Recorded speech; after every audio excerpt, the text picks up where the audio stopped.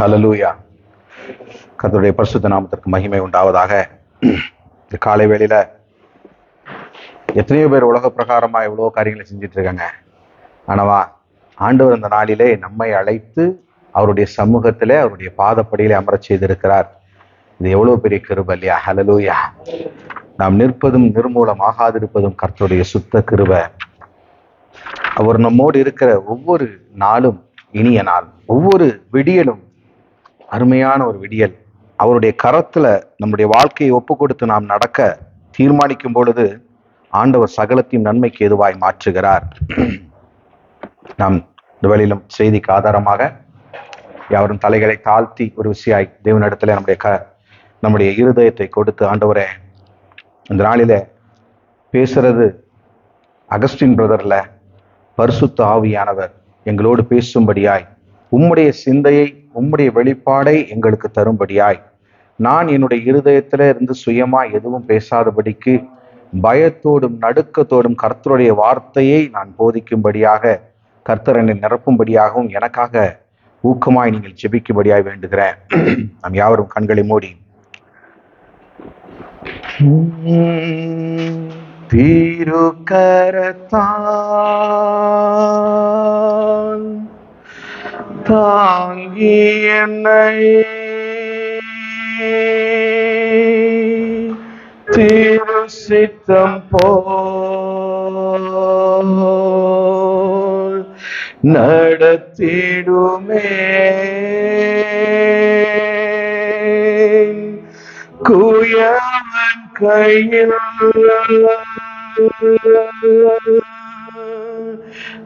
களிமண்ணான் அனுதினம் நீ வனைந்திடுமே.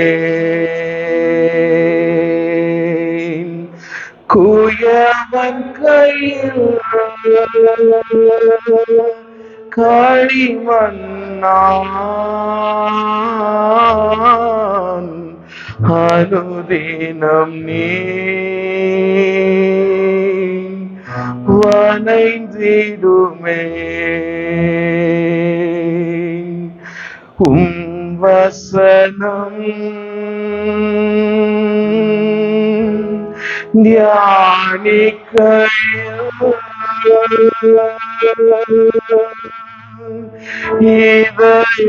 இதயமதின் ஆறுதலே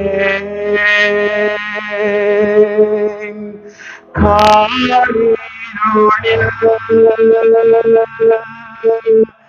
நடக்கையிலே தீபமாக வழி நடத்தும். காரிருளில் நடக்கையிலே தீபமாக வழி நடத்தும். ஆமாண்டவரே, பேசுகிறது நான் அல்லப்பா, நீங்களே எங்கள் சபையோடு பேசும்படியாய், நீரே உம்முடைய வார்த்தையை முழங்கும்படியாய் அன்போடு கேட்கிறேன். என்னை முற்றிலும் மறைத்து நீர் வெளிப்படும்படியாய் அன்போடு கேட்கிறேன் அப்பா. தரை மட்டும் தாழ்த்தி ஒப்பு கொடுக்கிறேன். இயேசுவின் நாமத்தினாலே கேட்கிறேன் நல்ல பிதாவே, ஆமென். ஹல்லேலூயா. இந்த காலை வேளையிலும் கர்த்தருடைய காரியங்கள் என்ன? கடந்த வாரம் நம்ம பார்த்தோம், வருகிற 26ஆம் தேதி வெற்றிகரமாக நாங்க ஞாயிற்றுக்கிழமை ஓய்வு நாளிலே ஆலயத்தை ஆரம்பிக்க போறோம். அதை நினைக்கும் போது எனக்குள்ள என்னமோ தெரியல, ஐ ஃபீல் சோ குட். எனக்குள்ள ஒரு ஒரு இனம் புரியாத ஒரு மகிழ்ச்சி, இனம் புரியாத ஒரு எழுச்சி எனக்குள்ள வந்திருக்கிறதை நான் உணர்கிறேன். உங்களுக்குள்ளும் அது வந்திருக்கும் என்று சொல்லி நான் மெய்யாகவே விசுவாசிக்கிறேன். இந்த காலை வேளையிலும் கர்த்தருடைய அநேக காரியங்களை பற்றி நாம் அறிந்திருந்தாலும், வேதத்தை அனுதினமும் நாம் வாசித்தாலும், கர்த்தர் நம்மளோடு கூட பேசுகிற இடிமுழுக்க வார்த்தைகளை அவருடைய ஆலயத்திலிருந்து அவருடைய பிள்ளைகள் மூலியமாய் பேசுகிறார். ஹல்லேலூயா. அவர் என்ன பேச வேண்டும், நமக்கு என்ன காரியத்தை வெளிப்படுத்த வேண்டும், கொடுக்க வேண்டும் என்று சொல்லி அவர் தீர்மானிக்கிறார், அவர் நிலைப்படுத்துகிறார், இங்கு வந்து பேச வைக்கிறார். ஹல்லேலூயா. அதற்காக நான் கர்த்தரை ஸ்தோத்தரிக்கிறேன். இந்த காலை வேளையில நாம் பார்க்க இருக்கிறது மத்தேயு 10ஆம் அதிகாரம் 6வது வசனம் மற்றும் 7வது வசனத்தை நாம் வாசிக்கலாம். மத்தேயு 10ஆம் அதிகாரம் 6 மற்றும் 7வது வசனங்களை நாம் வாசிக்க போறோம். காணாமல் போன ஆடுகளாகிய இஸ்ரவேல் வீட்டாரிடத்திற்கு போங்கள், போகையில் பரலோக ராஜ்யம் சமீபித்திருக்கிறது என்று சொல்லுங்கள் என்று சொல்லி ஒரு கட்டளையை கொடுத்து அனுப்புகிற ஒரு காரியம். இந்த கட்டளை யாருக்காக கொடுக்கப்பட்டது? இயேசு தன் சீஷர்களுக்காக கொடுக்கிற ஒரு கட்டளை. காணாமல் போன இஸ்ரவேலராகிய என் ஆடுகளை நோக்கி போங்க, போகும்போது சும்மா போகாதீங்க, மனம் திரும்புங்கள், பரலோக ராஜ்யம் சமீபத்திருக்கிறது என்று சொல்லி அவர் பிரசங்கிக்க சொல்லுகிறார். ஆகவேதான் தீமோத்தேயு பவுல் எழுதும் பொழுது இதை இப்படியாக எழுதுகிறார். 2 தீமோத்தேயு 3ஆம் அதிகாரம் 14 17வது வசனத்தை நாம் வாசிக்கும் பொழுது அங்கே நாம் கற்று நிச்சயித்துக் கொண்டவைகளை எப்படியாய் பயன்படுத்த வேண்டும் என்று சொல்லி அழகாக அங்கே எழுதியிருக்கிறார். அதை எடுத்து வாசிக்கலாம். 2 தீமோத்தேயின் புத்தகம் 3ஆம் அதிகாரம் 14 17வது வசனம் முடிய,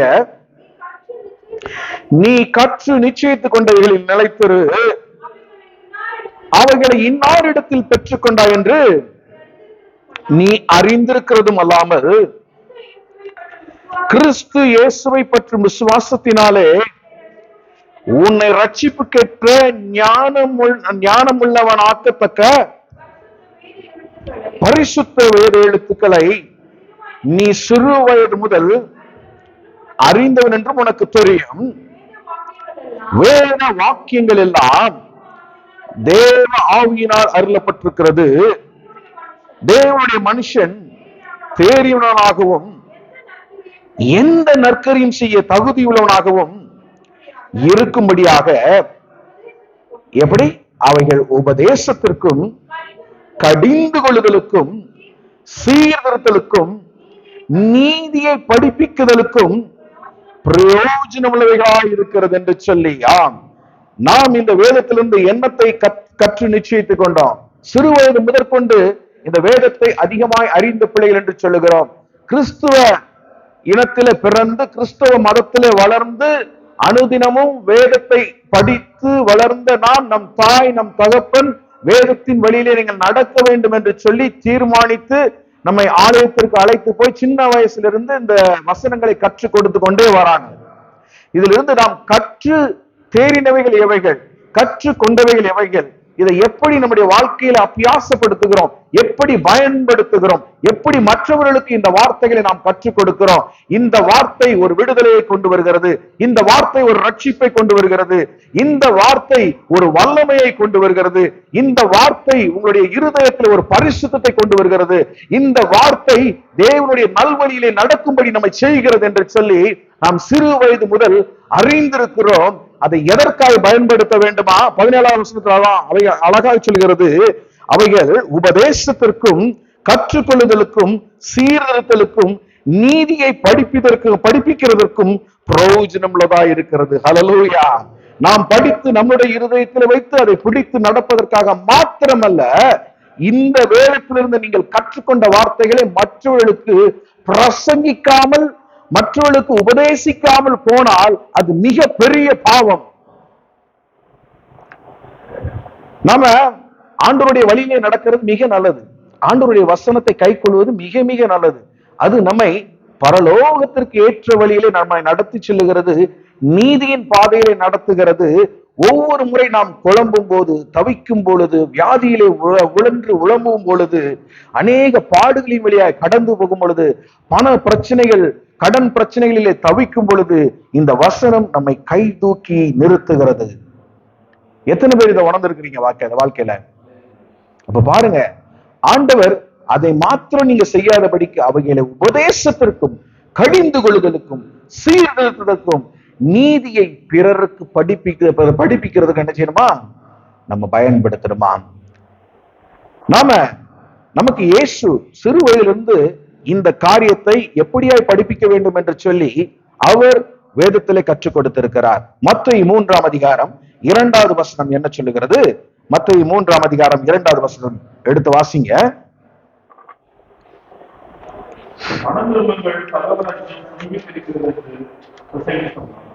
மனம் திரும்புங்கள், பரலோக ராஜ்யம் சமீபித்திருக்கிறது என்று பிரசங்கம் பண்ணினார். இது யார் பண்ணாரு? யோவான் ஸ்நானகன் பண்ணின ஒரு பிரசங்கம். மத்தேயு 4ஆம் அதிகாரம் 17வது வசனத்துல இப்படியாக சொல்லப்பட்டிருக்கிறது. அது முதல் இயேசு மனம் திரும்புங்கள், பரலோக ராஜ்யம் சமீபித்திருக்கிறது என்று பிரசங்கிக்க தொடங்கினார். எப்படி யோவான் ஸ்நானகன் பிரசங்கம் பண்ணினானோ, எப்படி அவன் கடிந்து கொள்ளுதலோடு ஜனங்களை நடத்தினானோ, அதே வழியை பின்பற்றி இயேசுவும் அதே வார்த்தையை பிரசங்கிக்கிறார். அப்போ வேதத்திலிருந்து நாம் முதலாவது பிறருக்கு கற்றுக் கொடுக்க வேண்டிய காரியம் எது? மனம் திரும்புங்கள், பரலோக ராஜ்யம் சமீபித்திருக்கிறது. இன்னைக்கு இந்துக்கள் அநேகர் சொல்றாங்க, எங்களுக்கு ஏழு முறை என்ன செய்வோம், நாங்க உலகத்துல பிறப்போம். நீ இந்த வாழ்க்கையில, இப்ப இருக்கிற வாழ்க்கையில நீங்க என்ன செய்யறீங்களோ, இந்த கர்மா உங்களை அடுத்த வாழ்க்கைக்கு எப்படி தகுதிப்படுத்தும்? மனுஷனா பிறக்கிறதுக்கு தகுதிப்படுத்துமா, இல்ல ஒரு மிருகமா பிறக்கிறதுக்கு தகுதிப்படுத்துமா என்று சொல்லி அநேகர் குழம்புகிற ஒரு காரியம். ஆனா வேதம் நமக்கு அதை கற்றுக் கொடுக்கல. வேதம் என்ன சொல்கிறது? ஒரே தினம் மரிப்பதும் பின்பு நியாய தீர்ப்பு அடுப்பதும் மனிதருக்கு நியமிக்கப்பட்டிருக்கிறதுக்கு. நமக்கு வேறொரு வாழ்க்கை இந்த உலகத்துல கிடையாது. ஹல்லேலூயா. நமக்கு வேறொரு வாழ்க்கை உண்டு. அந்த வாழ்க்கை எங்க? இயேசுவோடு உலாவுகிற ஒரு வாழ்வு, இயேசுவோடு பேசுகிற ஒரு வாழ்வு, அவரை பாடி துதிக்கிற ஒரு வாழ்வு. அந்த ஆனந்த வாழ்வுக்கு செல்வதற்கு எந்த வழியை கற்றுக்கொள்ள வேண்டும்? மனம் திரும்புங்கள், பரலோக ராஜ்யம் சமீபித்து இருக்கிறது. நமக்கு வேறொரு வாழ்வு உண்டு நிச்சயமாக. அந்த வாழ்வு இந்த உலகத்துக்கு ஒத்த வேஷம் அல்ல. அந்த வாழ்வு இந்த உலகத்திற்கான வாழ்வு அல்ல. அந்த வாழ்வு பசியான வாழ்வு அல்ல. அந்த வாழ்வு தாகத்தை கொடுக்கிற வாழ்வு அல்ல. அந்த வாழ்வு இச்சையை கொடுக்கிற வாழ்வு அல்ல. அந்த வாழ்வு இயேசுவோடு நடக்கிற ஒரு அனுபவத்தை கொடுக்கிற வாழ்வு. நம்ம எல்லாரும் அந்த வாழ்வை நோக்கி ஓடிக்கொண்டிருக்கிறோம். நம்மளுடைய இலக்கு எங்க? பரலோகம். நம்முடைய இலக்கு எங்க? இயேசு அப்பாவின் மடியில போய் அமர்ந்து கொள்வது. நம்முடைய இலக்கு எங்க? இயேசுவோடு தூதர்களோடு சேர்ந்து நம்முடைய பிதாவை ஆராதிப்பது. சேனைகளின் கர்த்தர் பரிசுத்தர் பரிசுத்தர் என்று கேருபீன்களும் சேராபீன்களும் ஓயாமல் துதிக்கிற ஒரு அந்த நாமத்திற்கு நாமும் சேர்ந்து என்ன செய்ய போறோம்? அந்த நாமத்தை உபயோகப்படுத்த போகிறோம். அந்த நாமத்தை பிரஸ்தாபப்படுத்த போகிறோம். அப்படி ஒரு வாழ்வு. அந்த வாழ்வுல கவலை இல்ல, கண்ணீர் இல்ல, கஷ்டம் இல்ல, நோய் இல்ல, பிடி இல்ல, கடன் வாழ்க்கை இல்ல. அது ஒரு அருமையான ஒரு வாழ்வு. அந்த வாழ்வை நோக்கி பிரயாணம் பண்ணி கொண்டிருக்கிறோம். அந்த வாழ்விற்கு தகுதிப்படுத்துவதுதான் இந்த வாழ்வு. ஹல்லேலூயா. இப்ப பாருங்க, ஆலயத்தின் முக்கியமான நோக்கம், இங்க நீங்க வரும் பொழுது ஆண்டவர் போதிக்கிற ஒவ்வொரு வாசனங்களையும் ஒவ்வொரு வார்த்தைகளையும் கருத்தா ஏற்றுக்கொண்டு அதை பிறருக்கு நீங்க போய் கொடுக்கணும். ஹல்லேலூயா. ஜஸ்ட் நாம நம்மளுடைய இருதயத்துல வைத்து அப்படியே அடக்கிக் கொள்வதற்கு அல்ல பிரியமானவர்களே. ஆண்டவர் உங்களை அழைத்ததற்கு ஒரு நோக்கம் உண்டு. இந்த சேர்ல நீங்க 15 பேர் 20 பேர் அமர்ந்திருந்தாலும் இங்க உங்களை கொண்டு வந்து வச்சிருக்கிறதுக்கு ஒரு நோக்கம் உண்டு. உங்களை ட்ரெயின் பண்றாரு அவரு, உங்களை ஆயத்தப்படுத்துகிறார். வேதம் சொல்லியிருக்கிறது, எசேக்கியேல்ல வாசித்து பாருங்க, ஆயத்தப்படு, உன்னோடு கூட ஒரு திரளான கூட்டத்தை ஆயத்தப்படுத்து. நம்ம ஆயத்தப்படுத்துகிற பிள்ளைகளா இருக்கிறோமா? எத்தனை பேர் நாம பிறரை இங்க அழைத்து வந்திருக்கிறோம்? எத்தனை பேருக்கு நீங்க இயேசுவின் அன்பை சொல்லி இருக்கிறீங்க? நீங்க வேலை செய்கிற இடங்களிலே உங்களை எப்படியா நீங்கள் உங்களை உபயோகப்படுத்துகிறீங்க? கேர் ஹோம், நர்சிங் ஹோம் மிக அருமையான ஒரு இடம் இயேசுவின் அன்பை சொல்வதற்கு. தெரியுமா உங்களுக்கு? உங்களெல்லாம் கொண்டு வந்து இங்க வேலை செய்ய வச்சிருக்காருன்னா சும்மா கிடையாது. கடைசி காலத்துல யாருடைய அன்பும் அரவணைப்பும் இல்லாமல் தவிக்கிற அநேக வயதான முதியோர்கள் என்ன செய்கிறோம் என்றே அவர்களுக்கு தெரியாது. எங்களுக்கு நாங்க கிடைச்ச வாய்ப்பை நாங்க பயன்படுத்தினோம். பிரால்சன்ல எத்தனையோ பேரை அவர்கள் சாகுற நேரத்துல தேவனுக்குள்ளாய் நடத்தி பாவ அறிக்கை செய்ய வைத்து அவர்களை பரலோக நிச்சயத்திற்குள்ளாய் வழி நடத்தி இருக்கிறோம் பிரியமானவர்களே. ஹல்லேலூயா. இப்படிப்பட்ட ஒரு காரியத்தை உங்க கையில கொடுத்திருக்கிறார் ஆண்டவர், பயன்படுத்துங்க. அதான் ஆண்டவர் சொல்றார், மனம் திரும்புங்கள், பரலோகம் சமீபித்து இருக்கிறது. மார்க் 1ஆம் அதிகாரம் 14-15 வசனத்தில் இப்படியா சொல்லப்பட்டிருக்கிறது. மார்க் 1ஆம் அதிகாரம்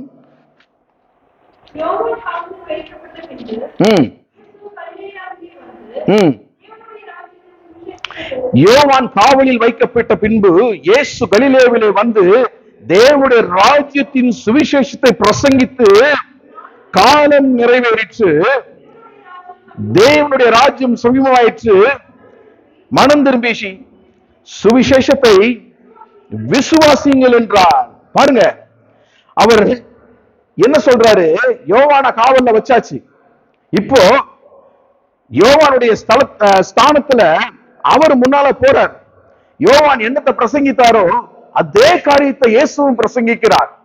அவர் போய் காலம் நிறைவேறிற்று, தேவனுடைய ராஜ்யம் சமீபமாயிற்று என்று சொல்லி பிறருக்கு பிரசங்கிக்க தொடங்கினாராம். அவர் எப்படி ஐயா பிரசங்கித்தார்? அவர் அன்போடு பிரசங்கித்தார். மாறாக அது மாத்திரமல்ல, அவர் அதிகாரத்தோடு பிரசங்கித்தார். He has authority on his hands. இயேசு ஒவ்வொரு இடத்துல போய் பேசும் பொழுது திரளான கூட்டங்கள் அவருக்கு முன்பாய் வந்து அமர்ந்திருந்தாங்க. அவர் பேசுகிறதை அப்படி மெய் மறந்து கேட்டுக்கொண்டிருந்தாங்க. நாட்கணக்காய் பசி மறந்து, தாகம் மறந்து, தூக்கம் மறந்து அவர் பேசுகிற சொற்பொழிவு அவ்வளவு அருமையாக இருந்தது அவர்களுக்கு. அவருடைய இருதயத்துல ஆட்டோமேட்டிக்கா அவருடைய வயிறுகள் நிரம்பின, இருதயம் நிரம்பின. இயேசு எப்படிப்பட்டவராய் போதித்தார்? மார்க் 1:21 இருந்து வாசித்து பாருங்களேன். மிக அருமையாக எழுதப்பட்டிருக்கிற ஒரு காரியம்.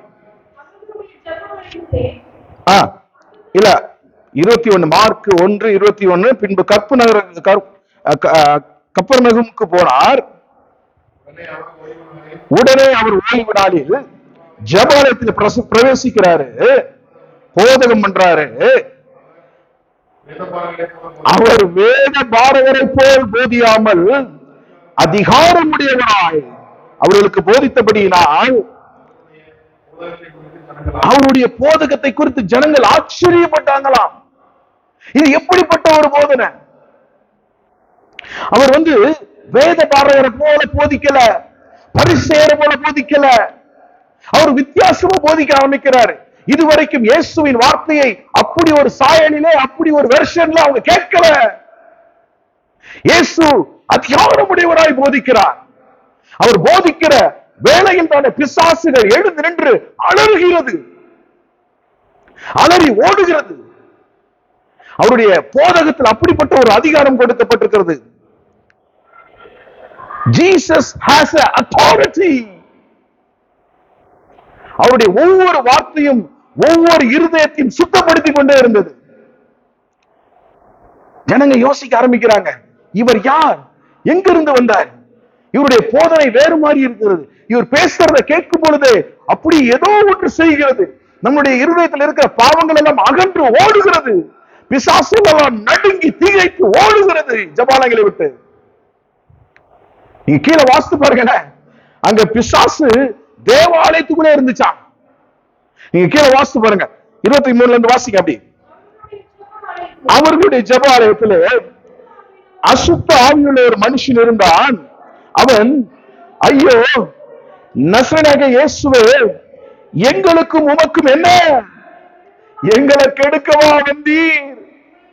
உம்மை இன்னார் என்று அறிவேன், நீர் தேவனுடைய பரிசுத்தர் என்று சத்தமிட்டான். தன் சொந்த ஜனம் இயேசு அறியாம இருந்தாங்க. பாருங்க பாருங்க, இது எவ்வளவு ஒரு மனவேதனையை கொடுக்கிற ஒரு காரியம். தன் ஜனங்களுக்காய் காணாமல் போன ஆடுகளை தேடி ஓடி வந்த அன்பு இயேசு தன் ஜனங்களை எப்படியாவது பாவத்திலிருந்து ரட்சிக்கணும். அறியாமல் செய்த பாவத்திற்கு அநேக பாவ நிவாரணிகள் பழைய ஏற்பாட்டில் எழுதியிருக்கிறது. அறிந்து செய்கிற பாவத்திற்கு தண்டனை, கடுமையான தண்டனை. ஓய்வு நாள்ல ஒருத்தர் விரவு பொறுக்கிறத பாக்குறாங்க இஸ்ரவேல் கூட்டத்தார். அவனை உடனே பிடிச்சு கொண்டு வந்து என்ன தண்டனை கொடுக்கிறதுன்னு தெரியாம அடைத்து வைக்கிறாங்க. தேவன் இறங்கி வந்து சொல்லுகிறார், அவன் சாக வேண்டும். ஓய்வு நாளில நான் சொன்ன காரியத்தை நான் சொன்ன அந்த வாக்கு தத்துவத்தை அவன் நிறைவேற்றாதபடினால அவன் கல்லெறிந்து கொல்லப்பட வேண்டும். பாளையத்துக்கு புறம்பே அவனை கொண்டு போய் கல்லெறிந்து கொள்ள ஒப்புக்கொடு என்று சொல்லு மோசையோடு சொல்லுகிறார். அவங்க ஒப்பு கொடுக்கிறாங்க. அந்த பாவத்திற்கு நிவாரணமே கிடையாது. பரிதாபமாய் அந்த ஜீவன் மரித்து போனது. யோசிச்சு பாருங்க, அந்த ஜீவன் இப்போ எங்க இருக்கும்? நரகத்திலே அக்கினி கடலிலே தள்ளப்பட்டவனாய் பரிதபிக்கப்பட்ட நிலைமையிலே அழுது கொண்டிருக்கும். இயேசு பார்க்கிறாரு, இப்படி ஒவ்வொருத்தரையா நரக அக்கினிக்கு நான் ஒப்பு கொடுத்துட்டேன்னா உம்மை துதிக்க எங்களோடு கூட யார் இருக்கணும் சுவாமி என்று சொல்லி பார்க்கிறாரு. நான் என் மகிமையெல்லாம் துறக்கிறேன், நான் போறேன், கரை நிறையற்ற ரத்தமாகிய நான் என் பிள்ளைகளுக்காக இறங்கி போகட்டும், போய் அவர்களுக்காக மரித்து அவருடைய பாவத்தை கழுவட்டும் என்று சொல்லி இறங்கி வந்தார். அதன் விளைவு இன்னைக்கு கிருபையா நாம உட்கார்ந்துட்டு இருக்கோம். ஹல்லேலூயா. நாம செய்யாத பாவம் இது, நாம பண்ணாத அக்கிரமம் இது. நமக்கு ஜட்ஜ்மெண்ட் கொடுக்கணும்னா எத்தனை ஆயுள் தண்டனை கொடுக்கணும் யோசிச்சு பாருங்க. தேவனுக்கு விரோதமாக கொடிய பாவங்கள் எல்லாம் நான் செய்திருக்கிறேன். நான் இன்னைக்கு நின்று தேவனுடைய வார்த்தையை பிரசங்கிக்கத்தக்கதாய் இயேசுவின் ரத்தம் என்னை கழுவி இருக்கிறது. பிரியமானவர்களே பாருங்க, அப்போ இயேசு அதிகாரம் உள்ளவராய் போதித்தார். 25வது வசனம் சொல்லுது, அதற்கு இயேசு, நீ பேசாமல் இவனை விட்டு புறப்பட்டு போ என்று அதை அதட்டினார். உடனே அந்த அசுத்த ஆவி அவனை அலைக்கழித்து மிகுந்த சத்தமிட்டு அவனை விட்டு போய்விட்டது. பல வருஷமா அவன் ஆலயத்துக்கு வந்துட்டு இருக்கான், பல வருஷமா போதகத்தை கேட்டுக்கொண்டு இருக்கிறான். வேத பாரதங்கள் வந்து எல்லா வாரமும் பிரசங்கிக்கிறாங்க, வேதத்தை எடுத்து சொல்றாங்க. ஆனா உள்ள உட்கார்ந்து கேட்டது யாரு? அசுத்த ஆவி பிடித்த ஒரு மனிதன். அவனுக்கு ஒண்ணும் நடக்கல, அவருக்கு ஒரு உணர்வு இல்லை. அப்ப எப்படி போதிச்சிருப்பாங்கன்னு பார்த்துக்கோங்க. இயேசு அன்னைக்குதான் வாராரு, உள்ள வந்தாரு, புல்பீட்ல ஏறி நின்னாரு, வேதத்தை திறந்தாரு, போதிக்க ஆரம்பிச்சாரு. அவன் துடிக்கிறான், அலறான், அவனால இருக்க முடியலங்க. ஏன்னா அவன் உண்மையான அக்கினியை பார்க்கிறான், தேவ வல்லமையை பார்க்கிறான், பரிசுத்த ஆவியினால் நிரம்பி ஒருவர் பேசுகிறதை பார்க்கிறான். அவனால அங்க உட்கார முடியல, அவனுடைய உடம்பு அப்படி அசைய ஆரம்பிக்குது. அவனுக்குள்ள இருக்கிற அந்த அசுத்த ஆவி அவனை அலக்களிக்க ஆரம்பிக்கிறது. நீ இங்க இருக்காத, எந்திரிச்சு வெளியே போ, என்னால உட்கார முடியாது, இவர் கூட உட்கார முடியாது, இவர் வார்த்தையை என்னால கேட்க முடியாது, இது மிக பரிசுத்தமான ஒரு வார்த்தை, மிக வல்லமையான ஒரு வார்த்தை, இவருக்கு விரோதமா என்னால போராட முடியாது என்று சொல்லி துடிக்கிறது. இயேசு ஒரே வார்த்தை தான், பேசாமல் இவனை விட்டு புறப்பட்டு போ. அது அலறி துடித்து அவனை அலக்களித்து ஆலயத்திலிருந்து கிளம்பி வெளியே போயிடுச்சு. ஹல்லேலூயா. தேவன் வந்தாரு, ஆலயத்தை பரிசுத்தம் பண்ணிட்டாரு. ஹல்லேலூயா. இன்னைக்கு நம்மளையும் அதே விதமா இந்த ஆலயத்துல தேவன் பரிசுத்தப்படுத்துவாராக. ஹல்லேலூயா. கர்த்தர் செய்கிற காரியம் எல்லாம் மிகவும் ஆச்சரியமானவைகள். 27வது வசனத்துல சொல்லப்பட்டிருக்கு, எல்லோரும் ஆச்சரியப்பட்டு, இது என்ன, இந்த புதிய உபதேசம் எப்படிப்பட்டது, இவர் அதிகாரத்தோடைய அசுத்தாவிகளோடு கட்டளையிடுகிறார்.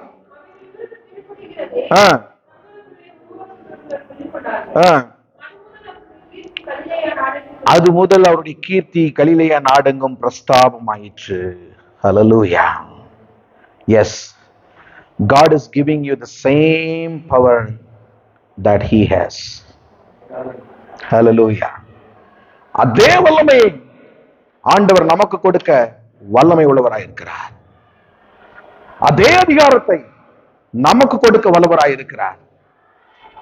கிறிஸ்துவுக்கு விரோதமாய் போராடுகிற பல அந்நிய சக்திகள் இந்த உலகத்தில் உண்டு.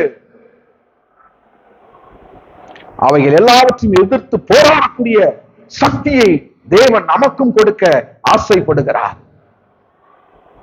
அவர் சொல்றதெல்லாம் தான், காத்திருந்து பலனடைந்து கழுகுகளை போல செட்டைகளை அடித்து எழும்புங்க, மேலே மேலே மேலே உயருங்க.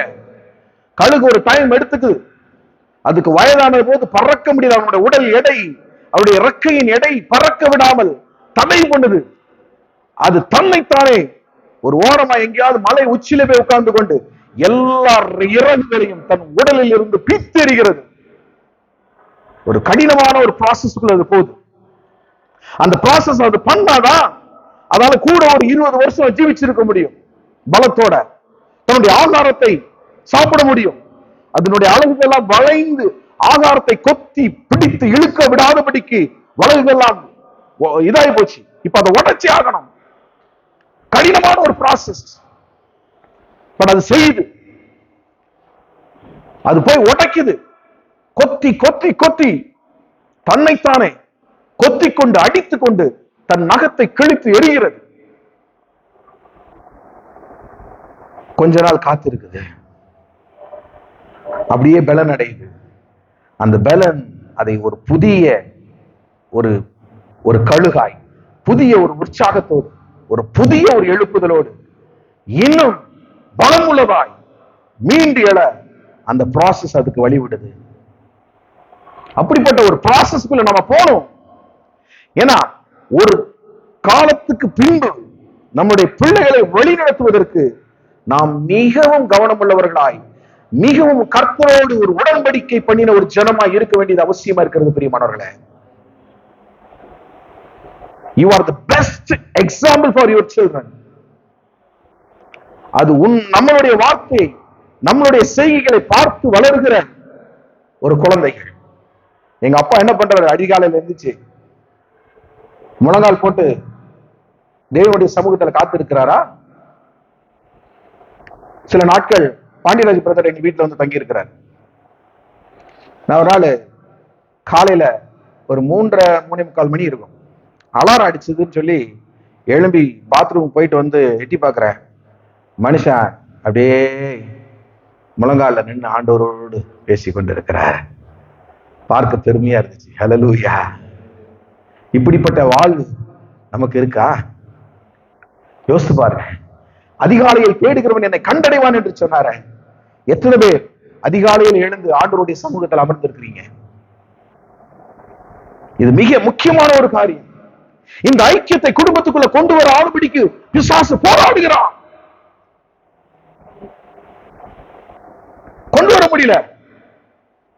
இந்த ஐக்கியம் கணவனுக்குள்ள மனைவிக்குள்ளும் வர மறுக்கிறது. கணவன் தேவனை நோக்கி ஓடுனா மனைவி உலகத்தை நோக்கி இழுக்கிறான். இல்ல மனைவி தேவனை நோக்கி ஓடினா கணவன் அவனை பிடித்து இழுக்கிறான். ரெண்டுடைய மனமும் ஒருவரப்படாதபடிக்கு சாத்தான் போராடுறவன் நம்முடைய வாழ்க்கையில. இன்னைக்கு அதை உடச்சி எறியணும். அந்த அதிகாரத்தை தேவன் கொடுத்திருக்கிறார். உங்களுடைய இருதயங்களை ஒருமுகப்படுத்துங்க. கணவன் மனைவியும் ஒருமுகமாய் ஒரே நேரத்துல ஒரே நேர்கோட்டில் பயணிக்கிற ஒரு வாழ்க்கையை அமைத்துக் கொள்ளணும். யோசித்து பாருங்க, யார் சரியான வாழ்க்கையை தேர்ந்தெடுத்திருக்கிறாங்க? கணவனா மனைவியா? Give up yourself, follow her. அது மனைவியா இருந்தாலும் சரி, கணவன் அவங்களை ஃபாலோ பண்ணுங்க. கணவனா இருந்தாலும் சரி, மனைவி உங்களுடைய ஈகோலாம் உடைச்சிட்டு அவங்களை ஃபாலோ பண்ணுங்க. இந்த ஐக்கியம் நம்ம குடும்பத்தில் மிக முக்கியம். ஆபிரகாம் அழகா சொல்லுவாங்க ஒரு வார்த்தை, காலையில எழுந்து என் பிள்ளைங்க என்னையும் என் மனைவியும் பார்க்கும் பொழுது பெட்ரூம்ல நாங்க 2 பேரும் ஜெபித்து கொண்டிருக்கிறத அவங்களால பார்க்க முடியும். ஹல்லேலூயா! நம்மளுடைய வாழ்க்கை அப்படி அமையணும். நம்ம பிள்ளைங்க காலையில எழுந்து பார்க்கும் பொழுது எங்க அப்பா என்ன பண்றாரு, எங்க அம்மா என்ன பண்றாங்க பார்க்கணும். பார்த்து வளர்கிற அதே எங்க அப்பா மாதிரி நான் ஃபாலோ பண்ணணும் அப்படிங்கிற ஒரு அந்த இருதயத்துல அந்த விதையை நீங்க விதைச்சிடணும்.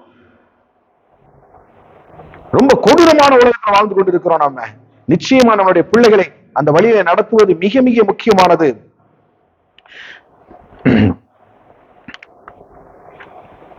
அவர் சீஷர்களையும் அதே ஆவியினால நிரப்பினார். எதுக்காக தெரியுமா? மத்தேயு 9ஆம் அதிகாரத்துல 33வது வசனத்துல இருந்து வாசிங்க.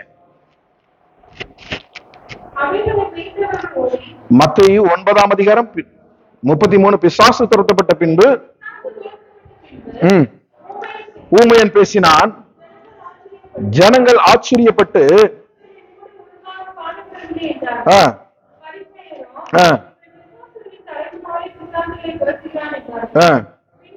பின்பு நடந்து சரி பிரசங்கித்து பாருங்க. இயேசு என்ன செஞ்சாரு? பின்பு இயேசு சகல பட்டணங்களையும் கிராமங்களையும் சுற்றி நடந்து ஜெப ஆலயங்களில் உபதேசித்து ராஜ்யத்தின் சுவிசேஷத்தை பிரசங்கித்தது மாத்திரமல்ல, ஜனங்களுக்கு உண்டாயிருந்த சகல வியாதிகளையும் சகல நோய்களையும் நீக்கி அவர்களை சொஸ்தமாக்கினார். வந்த யாரும் வெறுங்கையாய் திரும்பி போகல. அவருடைய ஆலயத்துக்குள்ள வந்த யாரும் வந்தாங்க, விடுதலை பெற்று போனாங்க. ஹலோ, நாம எப்படி இருக்கணும்? விடுதலை கொடுக்கிற ஒரு தேவ மனிதனாய் தேவ மனுஷியா இருக்கணும். ஆலயத்துல ஒருத்தர் வந்தாங்க, நம்மளை நம்பி உள்ள வர்றாங்க, தேவனுடைய வார்த்தைகளை கேட்கிறாங்கன்னா அந்த வார்த்தை அவர்களை சொஸ்தப்படுத்தணும். அது மாத்திரமல்ல, அது கீழே நீங்க வாசிக்கும் போது பாருங்க, அவர் திரளான ஜனங்களை கண்டபோது அவர்கள் மேய்ப்பனில்லாத ஆடுகளை போல தொய்ந்து போனவர்களும் சிதறப்பட்டவர்களுமாய் இருந்தபடியால் அவர்கள் மேல் மனது உருகிறாரு. இப்போ அவருக்கு முன்னால் ஒரு பெரிய சேலஞ்ச் வந்து நிக்குது. எஸ், இயேசு பிரசங்கம் பண்றாரு. தேவனுடைய வார்த்தைகளை பிரசங்கிக்கும் போது பிசாசுகள் அலறி ஓடுகிறது ஒரு பக்கம், இன்னொரு பக்கம் நோய்கள் பிணிகள் எல்லாம் சொஸ்தமாகுகிறது. உடலில் இருக்கிற குஷ்டரோகங்கள் வியாதிகள் எல்லாம் சொஸ்தமாகுது. சாபங்கள் கட்டுகள் எல்லாம் உடையுது. இப்ப திரளான ஜனங்கள் இவர் இடத்துல இருக்கிற அதிகாரத்தையும் அற்புதங்களையும் கண்டு எல்லாரும் ஓடி வர ஆரம்பிக்கிறாங்க. இப்போ அவருடைய இருதயத்துல ஒரு தாகம் வருகிறது. திரளான ஜனங்க வராங்க, இவங்களை மேய்க்க மேய்ப்பன் இல்லையே சொல்லி பதறுகிறார். இப்போ அவர் மேய்ப்பர்களை ஏற்படுத்தணும். இந்த கூட்டங்களை மேய்ப்பதற்காக, அதாவது மேய்ப்பனில்லாத ஆடுகளை போல் தவித்து நிற்கிற இந்த கூட்டங்களை எப்படியாவது மேய்ப்பதற்கு ஒரு மேய்ப்பர்களை ஏற்படுத்தணும் சொல்லி தீர்மானிக்கிறாரு. தொடர்ந்து நீங்க வாசிங்க. தம்முடைய சீஷர்களை நோக்கி, அறுப்பு மிகுதிப்பா, வேலையாட்களோ இல்ல. அறுப்பு மிகுதி. இந்த உலகம் முழுவதையும் ஆதாயப்படுத்தணும்னா நமக்கு எத்தனை வேலையாட்கள் தேவைன்னு சொல்லி நீங்க யோசிச்சு பாருங்க. அறுப்பு மிகுதி, ஆட்களோ இல்ல. இப்ப அறுப்பின் எஜமானன் பதறுகிறார். ஆதலால் அறுப்புக்கு எஜமான் தமது அறுப்புக்கு வேலையாட்களை அனுப்பும்படி அவரை வேண்டிக் கொள்ளுங்கள் என்றார். இப்போ 10ஆம் அதிகாரம் 1ஆம் வசனத்துக்கு வாங்க. அப்பொழுது அவர் தம்முடைய 12 சீஷர்களையும் தம்மிடத்தில் வரவழைத்து அசுத்த ஆவிகளை துரத்தவும் சகல வியாதிகளையும் சகல நோய்களையும் தீர்க்கவும் அவர்களுக்கு அதிகாரத்தை கொடுக்கிறார். ஹல்லேலூயா. கரங்களை தட்டி தேவனை மகிமைப்படுத்து. கரங்களை தட்டி தேவனை மகிமைப்படுத்து. பாருங்க, நான் ஒரு பெரிய ஒரு பொசிஷன்ல இருக்கிறேன். எனக்கு கீழே திரளான வேலையாட்கள் இருக்கிறாங்க. நான் கட்டளையிட்டா அவர்கள் எதையும் செய்ய தயார். அந்த பவர் என்னை எப்படி வச்சிருக்குது? ஒரு மேன்மையானவனாய், ஒரு மகிமை உள்ளவனாய், அநேகருக்கு ஒரு எஜமானனாய் வைத்திருக்கிறது. இப்போ நான் என்ன செய்யணும்? ஆண்டவர் என்ன கற்றுக் கொடுக்கிறாரு அவர் மூலியமா, உனக்கு இருக்கிற பவரை பிறருக்கு பிரித்து கொடு. அது ஆவிக்குரிய வாழ்க்கையானாலும் சரி, உலக வாழ்க்கையானாலும் சரி, தகுதியான ஆட்களுக்கு தகுதியான காரியத்தை நீங்கள் பிரித்து கொடுக்க வேண்டியது அவசியமா இருக்கிறது. அப்பதான் ஊழியம் வளரும். எனக்கு நான் போதும், நான் பேசினா போதும், நான் செஞ்சா போதும், நான் பாடினா போதும், நான் இங்க இருந்தா போதும் நினைக்கிறது இல்ல. பலருக்கு இந்த வேலையை செய்யும்படியாய் தகுதிப்படுத்தி வல்லமையை பிரித்து கொடுக்க வேண்டும். பிரியமானவர்களே, இப்படிப்பட்ட மேன்மையான ஒரு காரியத்தை தேவன் இந்த நாளில் நமக்கு போதிக்கிறார். அவர் என்ன சொல்றாரு? அவர் செய்த அனைத்து காரியத்தையும், அனைத்து வல்லமைகளையும், அதாவது சீஷர்கள் தம்மிடத்தில் வரவழைத்து அசுத்தாவிகளை துரத்தவும் சகல வியாதிகளையும் சகல நோய்களையும் தீர்க்கவும் அவருக்கு அதிகாரங்களை பிரித்து கொடுக்கிறார். ஹல்லேலூயா. அதுக்கப்புறம் அவர் சொல்றார் 12 சீஷர்களையும் நீங்க போய் என்ன செய்யுங்க, காணாமல் போன ஆளாகிய இஸ்ரவேல் வீட்டார் இடத்துக்கு போங்க, போகையில பரலோக ராஜ்யம் சமீபமாய் இருக்கிறது என்று சொல்லி பிரசங்கம் பண்ணுங்கன்னு சொல்லி அனுப்புறார். He teached, he gave power, he sent them to preach. நம்மளும் அதே வழியில இந்த ஆலயத்துல என்ன செய்யணும், நடக்கணும். ஹல்லேலூயா. ஆண்டவர் கொடுக்கிற வல்லமை நாம பெற்றது மாத்திரமல்ல, அது பிறருக்கும் கொடுப்பதற்கு நாம் தீர்மானிக்கிறவர்களா இருக்கணும். பிரியமானவர்களே, நான் ஒரு காரியத்தை உங்களுக்கு சொல்றேன். ஒரு நடந்த ஒரு காரியம், இலங்கை பட்டணத்துல பட்டிக்லோ அப்படின்னு ஒரு பிரசித்தி பெற்ற ஒரு இடம் உண்டு. ஒரு 200 வருஷத்துக்கு முன்பாய் இங்கிலாந்து நாட்டிலே பிறந்த வில்லியம் ஹால்ட் என்கின்ற ஒரு மனிதன் 7 வயசுலேயே வேதத்தை 6 முறை வாசித்து தேர்ந்தவர். தன்னுடைய அப்பாவுக்கு வேதத்தை வாசித்து காட்டுவாராம். 7 வயசுலேயே 6 முறை வேதத்தை முழுமையாய் வாசித்து முடித்தவர். இப்போ அவருக்குள்ள ஒரு எழுப்புதலை ஆண்டவர் போடுகிறார். ஒரு மனிதன் மூலியமாய் இலங்கை ஸ்ரீலங்கா தேசத்தை பத்தி அவர் அறிந்து கொள்கிறார். அங்க எப்படி மக்கள் எப்படி கஷ்டப்படுறாங்க, சாப்பாட்டுக்கு வழி இல்லாம, படிப்பு இல்லாம, சரியான பாதையில காட்டுவதற்கான ஆட்கள் இல்லாம எப்படி கஷ்டப்படுறாங்கன்னு சொல்லி சொன்னது நிமித்தம் அவருடைய இருதயத்துல ஒரு பாரம் வருது. அவரு ரொம்ப வருஷமா இளமை வயதுல இங்கிலாந்துல ஊழியம் செய்து கொண்டிருக்கிறார். அப்போ அந்த பாரத்தின் காரணமாக அவர் இலங்கைக்கு போகலாம் என்று சொல்லி அவர் தீர்மானிக்கிறார். அப்போ இலங்கைக்கு போனா நினைச்ச மாதிரி இன்னைக்கு டிக்கெட் புக் பண்ணா நாளைக்கு பிளைட் எடுத்து நாளைக்கு அங்க போய் இறங்குறது இல்ல. இப்போ உள்ள டெக்னாலஜி எதுவும் 200 வருஷத்துக்கு முன்னால கிடையாது. அப்போ கப்பல் மாத்திரம் உண்டு. கப்பல் பயணம் மிக கடுமையான ஒரு பயணம். அப்போ ஒரு 6 பேரை அவர் தேர்ந்தெடுக்கிறார் அவரோடு கூட குழுவாய் செல்வதற்கு. அப்ப எல்லாரும் சொல்றாங்க, நீங்க வெறுமனையா போகாதீங்க, நீங்க போறீங்க திருமணம் பண்ணி உங்களுக்கு ஒரு துணையை ஏற்படுத்தி கொண்டு போங்கன்னு சொல்றாங்க. அப்போ சாரான்னு ஒரு அம்மாவை அவர் கல்யாணம் பண்றார். திருமணம் முடிந்த கையோடு வெறும் 5 நாட்கள் தான் ஆச்சு கல்யாணம் முடிஞ்சு. அவர் கல்யாணம் பண்ணவனுடைய காரியம் என்னது, நான் திருமணம் பண்ணி என் குடும்பத்தோட வாழணுங்கிறதுக்காக இல்ல. எல்லாரும் சொல்றாங்களே வெறுமையா போகாத, ஒரு மனைவியை கூட்டிட்டு போன்னு சொல்றாங்களேன்னு சொல்லி 5 நாட்கள்ல அந்த சாராமாவை கூட்டிட்டு அவருடைய குழுவை கூட்டிட்டு பாய்மர கப்பல்ல பிளிமோத், நாங்க 1 வருஷமா அங்கதான் தங்கியிருந்தோம் பிளிமோத்ல இருந்து அந்த கப்பல் போகுது. இப்ப போகிற 3வது நாள் கடுமையான புயல். இந்த புயல் கப்பலை அலக்களிக்க ஆரம்பிக்கிறது. கப்பல் அல்லோலப்படுது. அதுக்குள்ள இருக்கிறவங்க எல்லாம் தூக்கி வீசப்படுறாங்க. இதுல இந்த சாராமா கடுமையான காயமடைறாங்க. காயமடைந்து பயங்கரமா பாதிக்கப்பட்டாங்க. பாதிக்கப்பட்டு 2 வாரத்துல சாரா பரிதாபமா இறந்து போனாங்க. இப்ப கல்யாணம் முடிஞ்சு எத்தனை நாள் ஆச்சு? வெறும் 20 நாள் தான் ஆச்சு.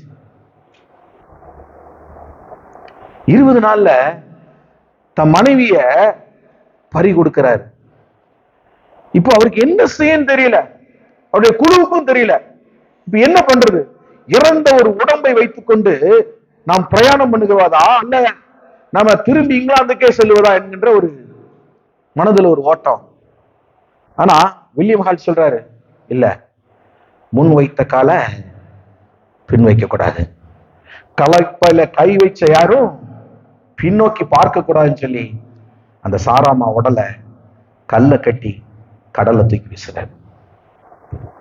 பாருங்க, ஊழியத்திற்காய் அவர்கள் இழந்தது எப்படிப்பட்ட காரியம் என்று சொல்லி சற்று யோசித்து பாருங்க.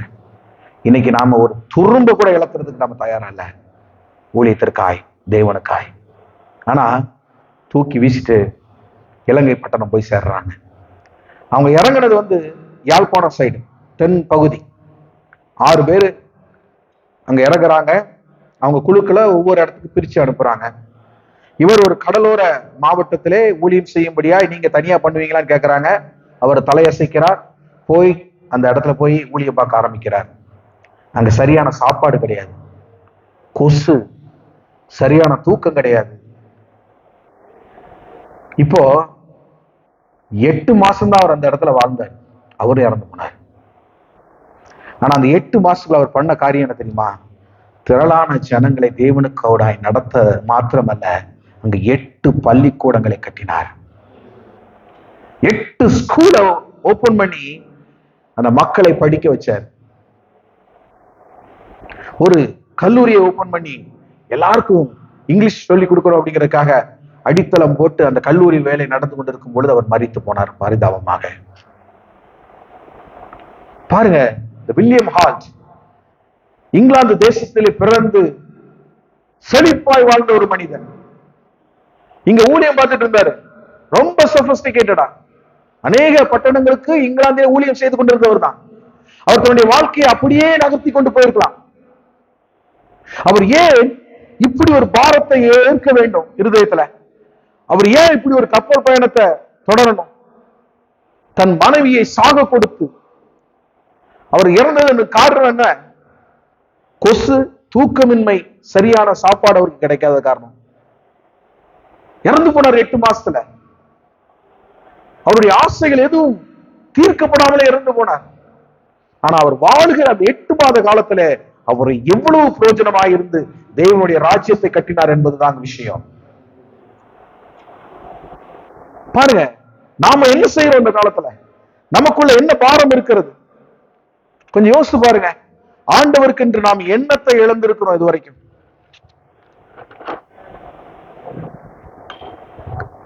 ஆண்டவர் சொல்றாரு, நான் எனக்குள்ள இருந்த வல்லமையை உங்களுக்கு கொடுத்து உங்களையும் ஒரு ஊழியக்காரனாய், ஒரு ஊழியக்காரியாய் இந்த உலகத்துக்குள்ள அனுப்ப விரும்புகிறேன். எத்தனை பேர் உங்களை ஒப்பு கொடுக்க ஆயத்தமா இருக்கிறீங்க? இயேசு நடந்த வழியே நாம நடக்கணும்னு அநேக நேரம் தீர்மானிக்கிறோம். ஆனா இயேசுவின் பாடுகளை குறித்து, அவர் பட்ட பாடுகளை நினைத்து, அவர் இனிமேல் இந்த பாடுகளின் வழியா யாரும் வரக்கூடாது அப்படிங்கிற இருதயம் நமக்குள்ள எத்தனை பேருக்கு? அவர் நமக்காய் சிலுவையிலே மரித்து கடைசி சொட்டு ரத்த முறியை கொடுத்து ஜீவனை கொடுத்து நம்மளை மீட்டு கொண்டார். இன்னைக்கு பாவமற்ற ஒரு மனிதனாய் பரலோகத்தின் நிச்சயத்தோடு நம்ம உட்கார்ந்து இருக்கிறோம் அந்த இடத்துல. கொஞ்சம் யோசித்து பாருங்க. மத்தேயு 10ஆம் அதிகாரம் 22 இப்படியாய் சொல்லுகிறது,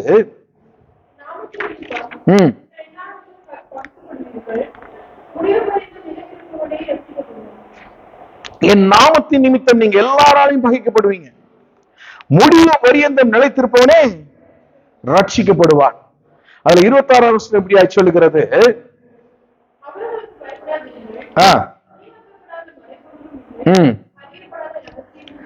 வெளியாக்கப்படாத, அவர்களுக்கு பயப்படாதிருங்கள், வெளியாக்கப்படாத மறைபொருளும் இல்லை, அறியப்படாத ரகசியமும் இல்லை. நான் உங்களுக்கு இருளிலே சொல்லுகிறதை நீங்கள் வெளிச்சத்திலே சொல்லுங்கள், காதிலே கேட்கிறதை நீங்கள் வீடுகளின் மேல் பிரசித்தம் பண்ணுங்கள். எப்படிப்பட்ட கட்டளைகள் எல்லாம் ஆண்டவர் நமக்கு கொடுத்துட்டு போயிருக்காரு, கொஞ்சம் யோசிச்சு பாருங்க. இப்ப இவைகளை ஏற்று நாம் நடக்க போறோமா, இல்ல இப்படியே நம்முடைய வாழ்க்கை போதா? நிறைய பேரு இன்னைக்கு ஊழியக்காரங்க எல்லாம் இருக்கிறாங்க, பெரிய பெரிய ஊழியக்காரங்க. சிலருடைய பேரை சொல்றதுக்கே வெக்கமா இருக்கு. ஆண்டவரை விட்டு வேறு திருப்பி ஜனங்களை ஒரு ஒரு அவங்கள ஒரு ஒரு ஒரு மாயைக்குள்ளே வைத்து சிக்க வைத்து ஆண்டவருக்கு விரோதமாய் ஆராதனைகளை நடத்தி போதகத்தை செய்து ஆண்ட ஜனங்களை திசை திருப்பி கொண்டு இருக்கிறாங்க. பாருங்க, மக்களுடைய பாரம் இப்படிப்பட்ட ஊழியர்களுக்கு எத்தனை பேருக்கு வந்திருக்கு பாருங்க. இங்கிலாந்து தேசத்திலிருந்து கிளம்பி வந்த எத்தனையோ பேர், எத்தனையோ நாடுகளுக்கு சென்று இன்னைக்கு நாமெல்லாம் கிறிஸ்தவர்களா இருக்கிறோம்னா காரணம் யாரு? இங்க இருந்து வந்தவங்க தான். நேற்று எங்க டிபார்ட்மெண்ட்ல 2 வெள்ளக்காரன் நான் அதை பத்தி பேசிட்டு இருந்தேன். Because of your forefathers, we are Christians now.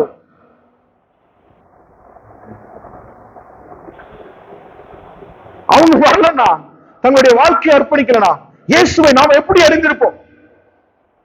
கொஞ்சம் யோசித்து பாருங்க. இப்போ நாம இயேசுவுக்கா என்ன செய்ய போறோம்? நல்லா யோசித்து ஒரு முடிவு எடுக்கணும். அன்னைக்கு 28வது வசனம் சொல்லப்படுது. சாரி, 2 தெசலோனிக்கர் 3:3 எடுத்து வாசிங்க.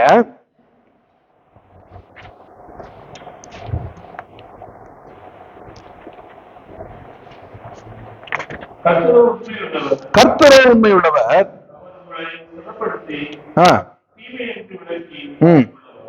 ஏன் அவர் சொல்றாரு, நீங்க இந்த உலகத்துக்கு பயப்படாதீங்க.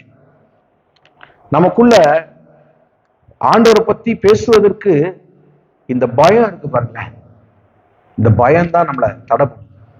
அதான் ஆண்டவர் சொல்றாரு 28வது வருஷம் நீங்க வாசிங்க, நம்ம மத்தேயு 10:28 ஆத்துமாவை கொல்ல வல்லவராய், அதை எடுத்து வாசிங்க, வல்லவராயிராமல்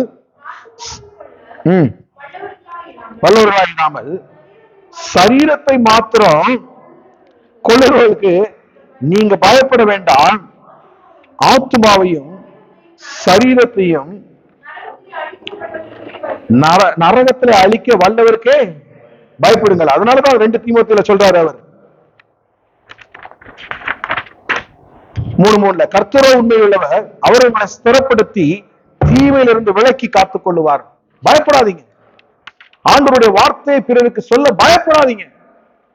எப்படி அவர் அதிகாரம் உள்ளவராய் வல்லமை உள்ளவர்களாய் மற்றவருக்கு போதித்தாரோ அதே விதமாய் நீங்களும் போதிக்க வேண்டும் என்று சொல்லி ஆண்டவர் ஆசைப்படுகிறார். நீங்களும் இருக்கணும், அந்த தைரியத்தோடு இருக்கணும்னு சொல்லி ஆண்டவர் ஆசைப்படுகிறார். நான் உங்களை உற்சாகப்படுத்துறதுக்காக நடந்த ஒரு உண்மையை சொல்லி நான் முடிக்கிறேன். ஒரு முறை ஒரு மிஷனரி வந்து ஸ்காட்லாந்துல இருந்து ஆப்பிரிக்காவுக்கு ஊழியம் செய்ய போனார். ஸ்காட்லாந்து சர்ச்சில் இருந்த ஒருத்தர், நான் வந்து ஆப்பிரிக்கால போய் ஊழியம் செய்யணும்னு அங்க போனார். அங்க போய் ஊழியம் செய்தார். ஒரு 2-3 வருஷம் கடந்தது. இப்போ சொந்த தேசத்திற்கு வர்றார். திரும்ப ஸ்காட்லாண்டுக்கு அவர் அனுப்பின அந்த தாய் சபைக்கு அவர் வருகிறார். வந்து அங்க வந்து ஒரு மெசேஜ் கொடுக்கணும்னு ஆசைப்படுறாரு. ஏன்னா மற்றவங்களை தட்டி எழுப்பணும், ஆத்துமாக்களை தட்டி எழுப்பணும்னு சொல்லி மெசேஜ் கொடுக்கணும்னு ஆசைப்படுறாரு. ஆனா அவர் போனது வந்து ஒரு விண்டர் சீசன், பயங்கர கடுமையான குளிர்ங்கிறதுனால நிறைய பேர் ஆலயத்துக்கு வரல. அன்னைக்கு அவருக்கு பயங்கர கஷ்டம். என்னடா இது, நம்ம வந்திருக்கிறோம், எல்லாரும் சபையோர் எல்லாரையும் பார்க்கலான்னு பார்த்தா பாதி பேருக்கு மேல வரலையே, உட்கார்ந்து இருக்கிறவங்களும் எல்லாம் 60, 70, 80, இவங்க எல்லாம் ஊழியத்துக்கு நம்ம என்ன செய்ய முடியாது, ஆப்பிரிக்காக்கெல்லாம் கொண்டு போக முடியாது. அப்படிப்பட்ட வயசானவங்க தான் இருக்கிறாங்க. இவங்க மத்தியில இந்த பாரத்தை குறித்து பேசணுமா இல்ல வேற ஏதாவது பேசலாமான்னு சொல்லி அவருக்கு ஒரு யோசனை. ஆனாலும் ஆண்டவர் கொடுத்த அந்த வார்த்தையை அவர் போதிக்க தீர்மானிக்கிறார். அவர் பிரசங்கம் பண்ண ஆரம்பிக்கிறார், பிரசங்கிக்கிறார். பிரசங்கத்தின் முடிவில் அவர் சொல்றாரு, எத்தனை பேர் நீங்க ஆண்டவருடைய வேலைக்காய் ஆயத்தப்படுறீங்க, எத்தனை பேர் ஆத்தும பாரத்தோடு இருக்கிறீங்க, எத்தனை பேர் இப்படிப்பட்ட நாடுகளுக்கு சென்று நீங்க வந்து பிரசங்கம் பண்ணணும், ஊழியம் பண்ணணும்னு சொல்லி விரும்புறீங்கன்னு சொல்லி அவர் ஒரு அறைகூவல் விடுக்கிறார். திடீர்னு பின்னாடி இருந்து ஒரு சவுண்டு கேட்குது, ஆர்கன் இருந்த சைட்ல இருந்து ஒரு சவுண்டு கேட்குது. ஐ வாண்ட் டு கோ அப்படின்னு ஒரு பையன் எந்திரிச்சு நிக்கிறான். இருந்தது எல்லாம் வயசான ஆட்கள், அவர் கண்ணு மேல இருந்ததெல்லாம். அந்த பையன் கடைசி வரைக்கும் அவர் கண்ணுல தென்படல. அந்த பையன் எதுக்காக இருக்கான்னா, அந்த ஆர்கன் வாசிக்கிற ஒருவருடைய, அந்த காலத்துல வந்து இந்த ஏர் அடிக்கணும், ஏர் அடிச்சாதான் ஆர்கன் சவுண்ட் வரும். அந்த ஏர் அடிக்கிற அந்த பையன் உட்கார்ந்து அவருக்கு அசிஸ்டண்டா, அந்த பையன் அந்த வார்த்தைகளை கேட்டு கொதித்து எழுகிறான். நான் போறேன் ஆப்பிரிக்காவுக்கு, நான் போய் பல ஜனங்களை சந்திக்கணும்னு ஆசைப்படுகிறேன், தேவனுடைய ஊழியத்தை செய்யணும்னு ஆசைப்படுறேன்னு. உடனே எல்லாரும் சொல்றாங்க, சரிப்பா நீ போ, நல்லதுதான், உன் படிப்பை முடிச்சுட்டு நீ ஒரு டாக்டராக நல்ல டாக்டருக்கு படி, போய் அங்க ஒரு மெடிக்கல் மிஷனரியா நீ போய் அங்க உன்னுடைய ஊழியத்தை செய்யணும். அவனும் அதை ஏற்றுக்கொண்டு படிக்க ஆரம்பிக்கிறான். இப்போ அவன் டாக்டர் படிப்பை படிச்சு முடிச்சாச்சு. இப்போ அவனுக்கு உலக ஆசை வரல. ஒரு டாக்டர், அது அந்த காலத்து டாக்டருக்கு எவ்வளவு ஒரு பவரான ஒரு காரியம் உண்டு, அவருக்கு எவ்வளவு சம்பாதிக்கலாம். அவர் யோசிக்கிறார், நான் ஆண்டவருக்கு ஒப்பு கொடுத்ததுதான், நான் போறேன்னு சொல்லி ஆப்பிரிக்காவுக்கு போறார். போய் மெடிக்கல் மினிஸ்ட்ரி பண்றாரு, ஆண்டவரை அநேகருக்கு போதிக்கிறாரு, ஆண்டவருக்குள்ள வழி நடத்துறாரு நிறைய பேரை. இப்போ அங்க ஆண்டவருக்கு என்று ஒரு திரள் கூட்டம் எழும்பி நிக்குது, மக்கள். இது எல்லாம் அந்த பக்கத்து ஊர்ல இருக்கிற ஒரு ட்ரைப் சீஃப் வந்து என்ன பண்றாரு, இதை கவனிக்கிறார். இவனுங்களை விட்டா இவனுக்கு எல்லாரையும் மதம் மாத்திடுவாங்க, இவனுங்களை எப்படியாவது போட்டு தள்ளிடணும்னு சொல்லி ஒரு லெட்டர் எழுதுறாரு. இந்த காம்பவுண்டுக்குள்ள இருக்கிற எல்லாரையும் இன்னைக்கு ராத்திரி நாங்க வந்து, நானும் என் குழுவும் வந்து எல்லாரையும் வெட்டி போட போறோம். நீங்க ஒருத்தர் கூட உயிரோடு இருக்க முடியாது, உங்க எல்லாரையும் நாங்க கொல்ல போறோம்னு சொல்லி லெட்டர் வருது. இப்ப அங்க இருக்கிறவங்களுக்கு எல்லாம் பயம், தீகள் பிடித்து கொண்டது. இதுல இருந்து நம்ம எப்படி தப்பிக்கிறது? ஓடுறதா? எங்கேயும் ஓடவும் முடியாது, ஒளியவும் முடியாது. அந்த காம்பவுண்டுக்குள்ள இருந்தாதான் அவங்களுக்கு சேஃப். உடனே எல்லாரும் சேர்ந்து, அந்த காம்பவுண்டுக்குள்ள இருந்த எல்லாரும் சேர்ந்து ஜெபம் பண்ண ஆரம்பிக்கிறாங்க. ஜெபம் பண்ணிட்டு கர்த்தருடைய கரத்துல ஒப்பு கொடுத்துட்டு தூங்கிட்டாங்க. அன்னைக்கு ராத்திரி ஒண்ணும் நடக்கல, அடுத்த நாள் காலையிலயும் ஒண்ணும் நடக்கல, அதுக்கு அடுத்த நாளும் ஒண்ணும் நடக்கல, அதுக்கு அடுத்த வாரமும் ஒண்ணும் நடக்கல, அதுக்கு அடுத்த மாசமும் ஒண்ணும் நடக்கல. இப்ப இவங்களுக்கு ஒரு புதிய உற்சாகம் வந்தாச்சு. இப்ப இவரு, அவர் பேர் வந்து டேவிட் டேவிட் லிவிங்ஸ்டன் அவருடைய பேரு. இந்த டேவிட் லிவிங்ஸ்டன் வந்து என்ன செய்யறாரு, நான் இப்ப அந்த ட்ரைபல் சீஃபை போய் சந்திக்க போறேன் தைரியமா போறாரு. போய் அவரிடத்துல போய் ஆண்டவருடைய அன்பை பத்தி பேசுறாரு. ஆண்டவர் இப்படிப்பட்ட ஆண்டவர்லாம் உண்டா உலகத்துல? என் பாவத்தை மன்னிக்கிறதுக்கு அவர் மரித்தாரா, அவர் ரத்தம் சிந்தினாரா என்று சொல்லி அந்த அவன் ஆச்சரியப்படுறான். தன் இருதயத்தை தேவனுக்கு கொடுக்கிறான். பாருங்க, அவர் ஒருவர் தேவனுக்கு இருதயத்தை கொடுத்ததுனால அந்த கிராமத்துல இருந்த அத்தனை பேரும் தேவனுக்கு இருதயத்தை கொடுக்கிறாங்க. இப்போ அந்த கிராமமும் தேவனை சேர்ந்து ஆராதிக்க ஆரம்பிக்குது. இப்போ ஒரு நாள் இவர் கேட்கிறாரு, டேவிட் வில்லியம்ஸ், எப்பா இப்படி ஒரு லெட்டர் எங்களுக்கு எழுதுன ஞாபகம் இருக்கான்னு? ஆமா எழுதுன. அப்புறம் ஏன் எங்க வந்து எங்களை கொல்லல? யாரு சொன்னா? நாங்க வந்தோங்க. வந்து உங்க காம்பவுண்ட்ல முன்னாடி நின்று கதவை உடைக்க ரெடியா நிக்கும் போது உங்க காம்பவுண்ட சுத்தி 39 ஜெயிண்ட் நிக்கிறத நாங்க பார்த்தோம். எத்தனை? 39. சரியாக நாங்க என்ன, we were counted. There was 39 giant was standing along with their swords. அவர்கள் யுத்த வீரர்களாய் வாள்களை பிடிச்சு நின்னாங்க. நாங்க எல்லாம் பயந்து அலறி ஓடிட்டோம் அப்படின்னு சொல்லி சொன்னோன்னே இதை கேட்டதும் அவருக்கு பயங்கர ஆச்சரியம். இந்த சாட்சியை கேட்டதும், இதனாலதான் நீங்க சொன்ன உடனே அந்த இறைவனை நாங்க ஏற்றுக்கொண்டோம்னு சொல்லி சொன்னார் அவர். இப்போ ஒரு 2 வருஷம் கழிஞ்சு 2 வருஷம் கழிஞ்சு இவர் ஸ்காட்லாந்து வர்றார். ஸ்காட்லாந்துக்கு வந்துட்டு அவருடைய சொந்த ஆலயத்துல அவர் பிரசங்கம் பண்ணும்போது இந்த சாட்சியை சொல்றார். இந்த சாட்சியை சொல்லி முடிச்ச உடனே எண்ட் ஆஃப் செரிமனில ஒரு அம்மா எந்திச்சு வராங்க. அவங்க தான் அந்த ஆலயத்துக்கு செக்ரட்டரி. அவர் சொல்றாரு, David, do you remember that date? அவர் சொல்றாரு, அம்மா எனக்கு நல்ல ஞாபகம் இருக்கு, அந்த டேட்டை நான் எப்படி மறக்க முடியும் சொல்லி அந்த டேட்டை சொன்ன உடனே அந்த அம்மா ஓடி போய் ஆலயத்துக்குள்ள இருக்கிற ஒரு டைரி எடுத்து கொண்டு வந்து ஓபன் பண்ணி காட்டுறாங்க. அதே தேதியில அதே நேரத்துல இந்த ஆலயத்துல 39 பேர் நாங்கள் முழங்கால் படியிட்டு தேவனை நோக்கி உங்களுடைய பாதுகாப்புக்காக, உங்களுடைய ஊழியத்திற்காக நாங்கள் ஜெபித்துக் கொண்டிருந்தோம். யோசிச்சு பாருங்க, இந்த ஆலயத்துல ஜெபிக்கும் பொழுது ஆப்பிரிக்கால தேவன் அவருடைய படையை இறக்குறாரு, சேலஞ்ச் பண்றாரு. நீ தொட்டு பார்ப்போம் என் பிள்ளைங்களை நீ தொட்டுட்டு நீ போயிரு பார்ப்போம். 39 ஜெயிண்ட், இங்க 39 சாதாரண ஆட்கள் முழங்கால் போட்டு ஜெபம் பண்ணிட்டு இருக்காங்க அவங்களுக்காக. அங்க 39 ராட்சசர்கள் இறங்கினாங்களாம். ஹல்லேலூயா, ஹல்லேலூயா. இதுக்கெல்லாம் நீங்க கரங்களை தட்டி தேவனை மகிமைப்படுத்த வேண்டாமா? ஆண்டவர் இன்றும் ஜீவித்துக் கொண்டிருக்கிறார். நம்ம செத்து போன ஒரு கடவுளை வணங்குற ஜனங்க கூட்டம் இல்ல. We are worshiping living God. He is living along with us. அவர் நம்மோடு நடக்கிறார், நம்மோடு பேசுகிறார், நம்மோடு கூட இருக்கிறார். அவருடைய வார்த்தையை நமக்கு சொல்லிக் கொடுத்து கொண்டே இருக்கிறார். இந்த வேதத்தில் எழுதியிருக்கிற ஒவ்வொரு வார்த்தையை நீங்க கேட்கும் பொழுது உங்கள் உள்ளத்துல ஒரு புதிய உற்சாகம் வரும். ஏன்? இதுக்கு உயிர் உண்டுங்க. இந்த வேதம் உயிருள்ள வேதம். இது செத்து போன வேதம் அல்ல. இது செத்து போன ஒரு புத்தகத்தை நான் பிரசங்கிக்கல. நின்று செத்து போன கடவுளை பத்தி நான் உங்களுக்கு பிரசங்கிக்கல. நான் உயிரோடு இருக்கிற ஒரு தேவனை குறித்து உங்களுக்கு பிரசங்கம் பண்ணி கொண்டு இருக்கிறேன். ஹல்லேலூயா. அவர் இன்னைக்கு நம்ம கூட இருக்கிறார். அவர் என்னைக்கு நம்மளை கைவிடவே மாட்டார். நீங்க ஒரு அடி அவருக்காக முன்னால வச்சு பாருங்க. நீங்க ஒரு அடி முன்னால வைக்கும் பொழுது உங்களுக்கு எத்தனை காரியங்கள் வரும் தெரியுமா? ஆண்டவர் நம்மளை கைவிடுகிறதே இல்லை. அதனால நீங்க தைரியமா என்ன செய்யுங்க, ஆண்டவருடைய காரியத்தை முன்னெடுத்து செல்லுங்க. நம்ம அடுத்த 26ஆம் தேதி இந்த ஆலயத்தை ஆரம்பிக்கும் பொழுது நான் போன வாரம் சொன்ன மாதிரி தான், ஒரு புதிய ஆவி, ஒரு புதிய உற்சாகம் நமக்குள்ள வரணும். முடிஞ்ச அளவுக்கு எத்தனை பேரை நீங்க கூட்டிட்டு வரணுமோ அத்தனை பேரை கூட்டிட்டு வாங்க. நிச்சயமாய் ஆண்டவர் ஒரு பெரிய காரியத்தை இந்த சபையில செய்வார். அதுல எந்த ஒரு மாற்றமும் இல்லை. ஆண்டவர் தாமே இந்த வசனங்களை ஆசீர்வதிப்பாராக. ஆமென். நாம் எழுந்து நின்று ஜெபிக்கலாம்.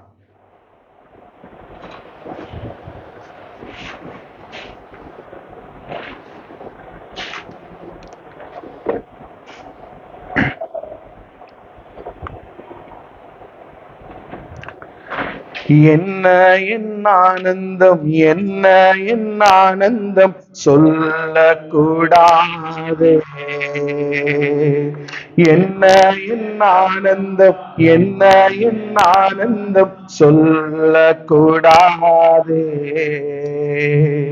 மன்னன் கிறிஸ்து என் பாவத்தை எல்லாம் மன்னித்து விட்டாரே. மன்னன் கிறிஸ்து என் பாவத்தை எல்லாம் மன்னித்து விட்டாரே. என்ன என் ஆனந்தம், என்ன என் ஆனந்தம் சொல்லக்கூடாது. என்ன என் ஆனந்தம், என்ன என் ஆனந்தம் சொல்லக்கூடாது.